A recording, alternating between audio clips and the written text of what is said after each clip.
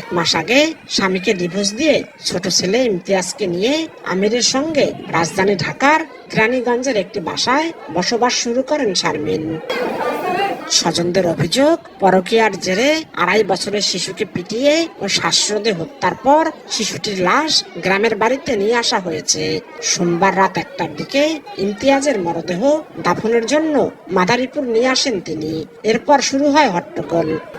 মাদারীপুর সদর উপজেলার খোয়াজপুর টেকেরহাট এলাকার মালয়েশিয়া প্রবাসী দবির ব্যাপারের স্ত্রী শারমিন আক্তার পরকীয়ায় জড়িয়ে পড়ে চাচা শ্বশুর আমির ব্যাপারের সঙ্গে। মানুষ আগামীতে যেন কোনো খারাপ কামে লিপ্ত না হয়। যার সাথে গেছে ও একটু উগ্রমে গেছে আর কি। ওরা দুজনে মানে এটা পরিকল্পিতভাবে হত্যা করছে। আমরা মাঝে মধ্যে শুনতাম যে বাচ্চাটাকে অনেক নির্যাতন করতো, অনেক মারধর করতো। সেটা নিশ্চয়ই তাকে মেরে ফেলা হয়েছে, এরকম একটা অভিযোগ তারা দেয়। সেটা প্রেক্ষিতে পুলিশ সেখানে যায়, সেখানে গিয়ে মহিলাকে পুলিশের হেফাজতে নেওয়া হয়েছে এবং সেই শিশুটিকে হাসপাতালে পাঠানো হয়েছে পোস্টমর্টমের জন্য। পোস্টমর্টম রিপোর্ট পাওয়া গেলে তার বিস্তারিত জানা যাবে। এরই মধ্যে ঘটনা তদন্তে মাঠে নেমেছে পুলিশ ও সিআইডি। দবিরের 7 বছরের আরেক ছেলে গ্রামে দাদা দাদির সঙ্গে বসবাস করে।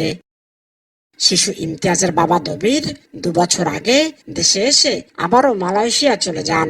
পরে মঙ্গলবার সকালে পুলিশকে খবর দেয়া হলে জিজ্ঞাসাবাদের জন্য অভিযুক্ত মা শারমিন আক্তারকে আটক করে তারা।